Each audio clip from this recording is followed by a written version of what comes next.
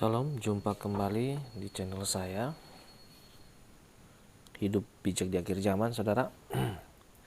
Saat malam hari ini saya merasa terpanggil hati saya untuk membahas mengenai persiapan menjelang kedatangan Tuhan kedua kali, atau juga persiapan menjelang kedatangannya antikris dan persiapan menjelang rapture.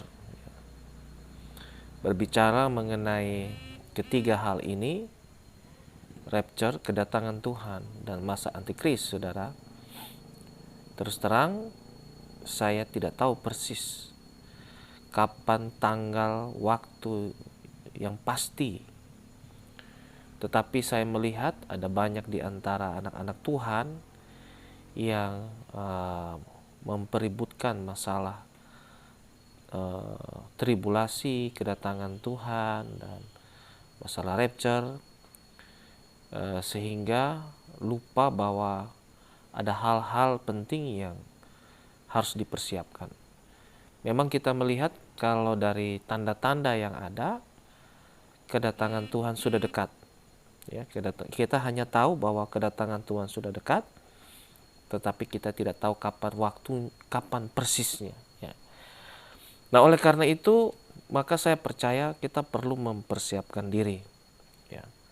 Persiapan-persiapan apakah yang harus kita lakukan? Tentunya yang pertama, menurut saya, sebelum kita mempeributkan persiapan-persiapan secara jasmani, kita harus mempersiapkan diri secara rohani.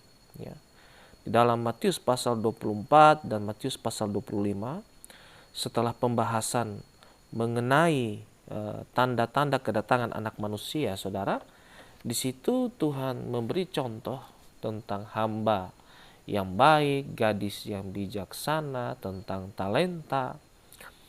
Tuhan Yesus memberikan gambaran-gambaran ini berhubungan dengan kedatangan Tuhan kedua kali, berhubungan tentang masa tribulasi atau kesusahan besar, masa antikris, juga berhubungan dengan rapture.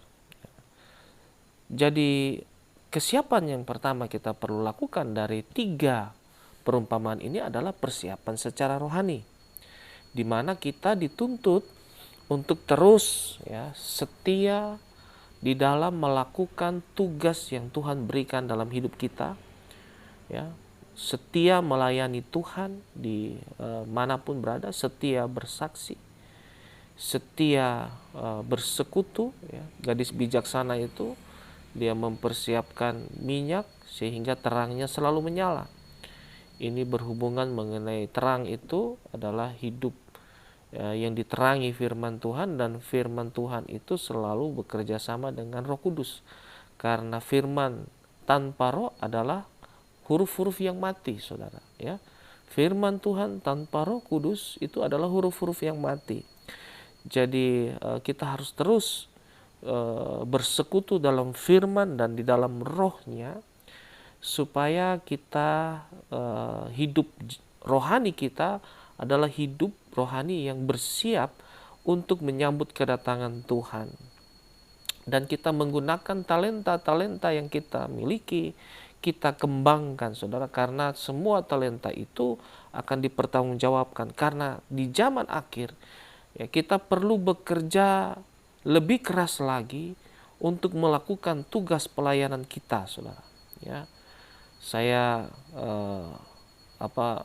mendorong kita semua untuk mengutamakan persiapan-persiapan rohani. Nah, kenapa saya bilang persiapan rohani ini yang paling utama?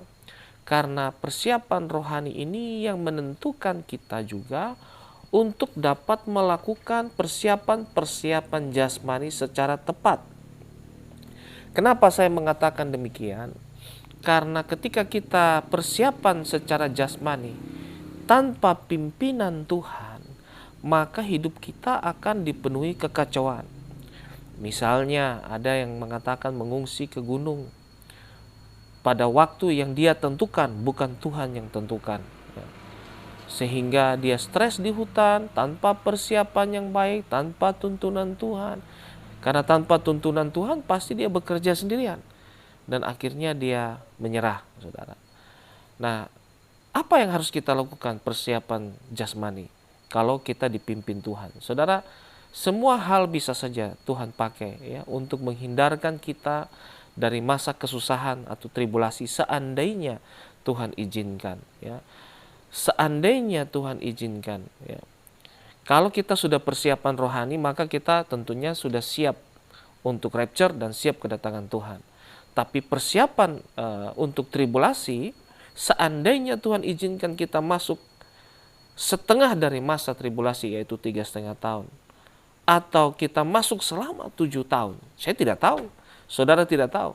Kita persiapan, kita berharap bahwa rapture itu sesegera mungkin. Tetapi persiapan kita haruslah bersiap ketika rapture itu terjadi di akhir-akhir dari masa antikris ya, 7 tahun mungkin menjelang akhir masa antikris ini, saudara. Nah, ketika kita mempersiapkan secara jasmani, kita perlu kontak dengan Tuhan untuk memberikan kita hikmat, saudara. Karena kita kalau memakai hikmat manusia maka akan gagal. Ya. Apapun yang kita lakukan, ya, apapun yang kita pilih, ya, mau bertahan, mau bangun bunker kah, mau bangun tempat perlindungan, mau mengungsi, lari ke gunung Tuhan, semuanya harus berdasarkan konfirmasi dari Tuhan, ya, melalui Roh Kudus-Nya. Ya. Saya kasih contoh, saudara, misalnya Yusuf, suami dari Maria atau ayah dari Tuhan Yesus waktu ada di bumi, ya. Yusuf ini ketika Maria dia mengandung dan ketika Maria melahirkan, berdasarkan pimpinan Tuhan, mimpi yang Tuhan berikan, mengarahkan dia untuk mengungsi, untuk pindah dari satu kota ke kota yang lain. Ini dilakukan bukan berdasarkan keinginan manusia semata, tetapi berdasarkan keputusan dan tuntunan Tuhan, hikmat Tuhan. Tentunya sebagai manusia, dia melakukan persiapan yang sewajarnya untuk istrinya, saudara. Karena istrinya punya anak ya, saudara. Istrinya mengandung, istrinya punya anak. Jadi dia perlu ketika berpindah-pindah itu, dia melakukan persiapan untuk istri dan anaknya. Ya. Jadi pimpinan Tuhan harus ada, persiapan juga harus ada. Ya. Tapi persiapan tanpa tuntunan Tuhan, maka semuanya sia-sia. Ya. Bagaimana kita melihat Tuhan memimpin Abraham pergi ke tempat yang tidak diketahui, itu berdasarkan pimpinan Tuhan. Bagaimana orang Israel berjalan di padang gurun, saudara, di tempat yang tandus, ya saudara, itu berdasarkan pimpinan Tuhan. Karena kalau kita dipimpin Tuhan, maka Tuhan akan menjaga, melindungi, mencukupkan kebutuhan-kebutuhan, saudara. Tapi jikalau kita pergi di luar tuntunan Tuhan, seperti bangsa Israel itu, ketika dia berjalan seturut dengan kehendak Tuhan, maka makan minum disediakan. Tetapi mereka melakukan segala sesuatu yang tidak dikehendaki Tuhan, atau di luar kehendak Tuhan, maka celaka dan kutuk bisa terjadi dalam hidup mereka.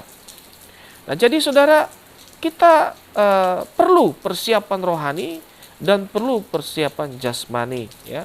Persiapan jasmani itu misalnya Yusuf dia mempersiapkan segala sesuatu kebutuhan untuk anak dan istrinya selama dalam perjalanan. Jadi bukan berarti dia pergi begitu saja, Tuhan beringatkan dalam mimpi langsung dia jalan, tidak. Tetapi perlu persiapan secara jasmani. Yang berikutnya, saudara, misalnya tentang membangun persiapan kecukupan makanan selama masa antikris, itu ada juga di dalam Alkitab. Saya rasa Yusuf yang di dalam kitab Kejadian, anak dari Yakub, saudara, dia diberikan hikmat oleh Tuhan untuk mengelola berkat 7 tahun, kelimpahan, supaya dapat mencukupi 7 tahun masa kekurangan. Kenapa dia memakai angka 7 tahun, saudara? Saya rasa ini juga bukan kebetulan, karena masa tribulasi itu 7 tahun.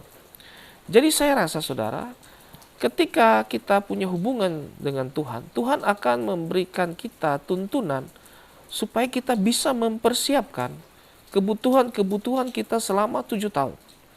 Dan kalau kita berbicara ini, berarti kita harus berbicara mengenai tempat perlindungan. Ya, tempat perlindungan nomor satu tentunya adalah Tuhan. Tetapi toh orang Israel, ketika tempat perlindungannya adalah Tuhan, mereka juga membangun tembok Yerusalem. Ya. Jangan bilang Tuhan tempat perlindungan dan tidak membangun tembok, saudara. Ya. Kita di dunia ini diberikan Tuhan hikmat, ya, bekerja dengan kekuatan kita yang Tuhan anugerahkan. Iman dan perbuatan itu bekerja sama, karena iman tanpa perbuatan adalah mati. Oleh karena itu, saudara, saya rasa persiapan apapun yang kita lakukan itu semuanya baik-baik saja, semuanya bisa dilakukan. Tetapi persiapan yang terutama adalah membangun hubungan secara spiritual dengan Tuhan. Supaya apa, saudara? Supaya kita mengerti kehendak Tuhan, supaya kita hidup kita ketika Tuhan datang, kita dalam keadaan yang siap sedia. Ya. Karena menerima tanda atau tidak menerima tanda itu bukan segalanya. Ya. Bisa jadi kita tidak menerima tanda, kita melawan sistem yang dibangun oleh antikris, tetapi hidup rohani kita tidak siap sedia, sehingga kita tidak rapture, atau bahkan kita tidak tidak masuk ke dalam kerajaan surga. Ya. Kita hidup di dalam keputusasaan, kita hidup di dalam kebencian, amarah, sakit hati, dan lain sebagainya. Jadi langkah pertama, ya saudara, akhir-akhir ini, masa-masa yang sulit kita akan masuki ini, kita harus mulai dengan membangun hubungan dengan Tuhan, meminta petunjuk Tuhan, kehendak Tuhan dalam hidup kita. Ya, amin. Mungkin itu saja sharingnya malam ini saya ingin sampaikan, karena ini saya lihat menjadi pergumulan kita semua, supaya kita jangan menjadi orang bodoh yang gampang ditipu oleh tipu daya dunia ini, saudara, tapi kita menjadi orang yang bijaksana di dalam Tuhan. Shalom.